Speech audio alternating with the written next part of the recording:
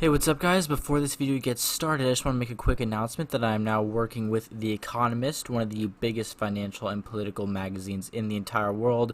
They've been kind enough to let me get you guys an exclusive link to an exclusive offer of $12 for 12 weeks of The Economist magazines. You guys can do this in print, digital, or both. And so if you guys really want to keep up to date with all the latest news and just stay informed, because obviously our political climate is quite hectic right now, I highly encourage you guys to check the link in the description, and you guys should not miss out on this deal. So that being said, let's get right into the video.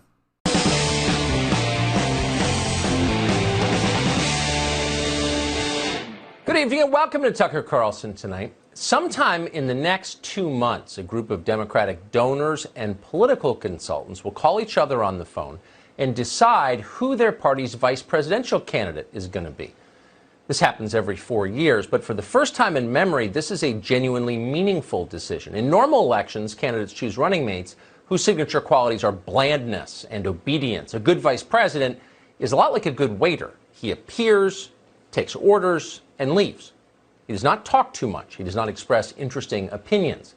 When vice presidents say they serve the president, they're not being polite, they're being literal. It's a service job.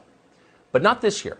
This year, Democrats have chosen a man who can't manage the country, even if he does win. His aides know that. The candidate himself seems to know that. The whole country knows it. We just don't talk about it very much. Joe Biden's decline is so depressing to watch, so embarrassing and sad, that most of the time the rest of us try to ignore it and pretend everything is fine. Many of us know that someday we will be where Biden is today, so it feels like bad karma to dwell on it. But the vice presidential pick forces this issue. Whomever is chosen will run the government if Biden wins. Once his advisors make that decision, they'll call Biden in his basement rec room and let him know who his running mate is. Biden will practice the name to make sure he can pronounce it. He'll fiddle with the camera on his iPads, and then he'll tell the world. Who will it be? Well, it will be a woman. We know that much. Biden has said it. So you can take half the country off the table right away. No man, no matter how clean, bright, and articulate, is going to share a ticket with Joe Biden. So that leaves nearly 100 million American women to choose from. And by the way, when Joe Biden says women, he'd like you to know he means no offense to the gender fluid, gender nonconforming, or indigenous two-spirit communities, all of whom built this country and have Joe Biden's gratitude. But in this case, Biden would very much prefer a lady. So who's it going to be? Well, the Washington Post has already cast its vote. Over the weekend, Jeff Bezos' newspaper all but endorsed maybe the single least distinguished person ever to emerge from the Georgia State Senate, Georgia politics in general. A frequent cable news guest called Stacy Abrams. Abrams lost a governor's race once, then under a pen name wrote some softcore porn thrillers, books that one Amazon reviewer noted have a, quote, nice amount of heat. And that's about the sum total of it. Stacey Abrams' career has unfolded almost entirely without distinguishing achievements. She does understand Joe Biden pretty well, though, and that's her main advantage. Abrams knows or senses that Biden doesn't really believe anything. He just wants to be liked. And more than anything, Joe Biden does not want to be called a racist. That's his kryptonite. This turns out to be good news for Stacey Abrams. If it helps her get the job, she is more than happy to call Joe Biden a racist. Do you think that not choosing a woman of color, a black woman actually, is a slap in the face to the black female voters? I would share your concern about not picking a woman of color, because women of color, particularly black women, are the strongest part of the Democratic Party. Stacey Abrams shares your concerns about not picking a woman of color, especially if that woman is her. She's very concerned about that.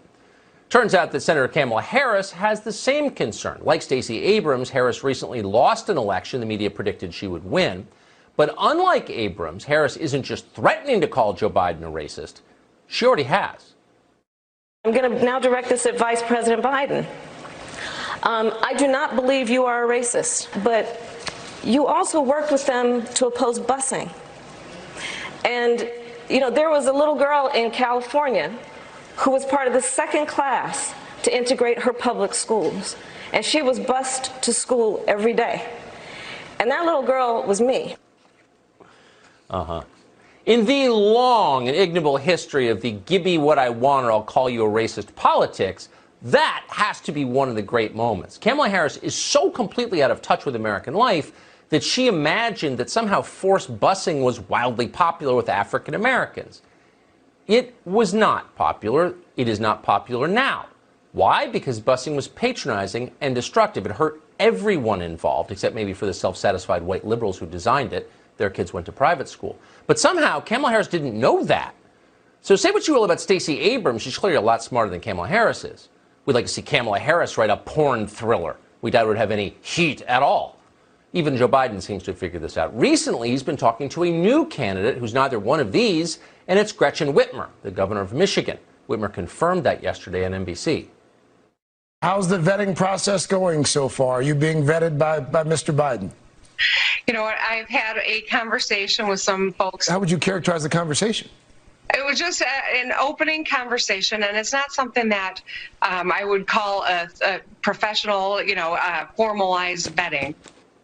A professional, formalized vetting. Oh, okay. As opposed apparently to an amateur vetting, the kind you don't get paid for. What is Gretchen Whitmer talking about? No one knows. Ask anyone who lives in the state of Michigan. They're still trying to figure out why Gretchen Whitmer banned the sale of paint and carpet in response to a pandemic. Whitmer never explained why she did that. It's likely she has no idea herself. Paint and carpet just seemed scary to her, so she made them illegal. Then when citizens complained about this, Whitmer denounced them as racist. Do you sense a theme here? No wonder the Biden campaign called Gretchen Whitmer. They're looking for someone with deep experience dealing the race card. We should note there are a few other possibilities, people you may not have heard of, for the vice presidential pick.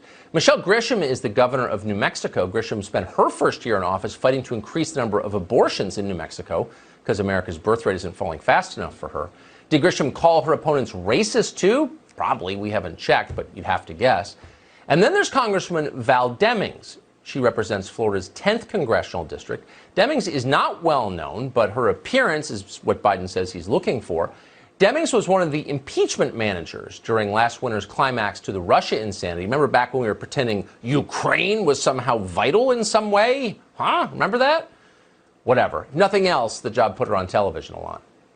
Our president put his personal interests above the interests of the nation, corrupting and cheating our democracy, and he shall be held accountable. Because you know what? Nobody is above the law. Cheating our democracy! Whatever that means. Demings is a former police chief. Good for her. That doesn't mean she believes in enforcing the law, though. She says immigration law should be ignored. She hasn't explained what other laws should be ignored.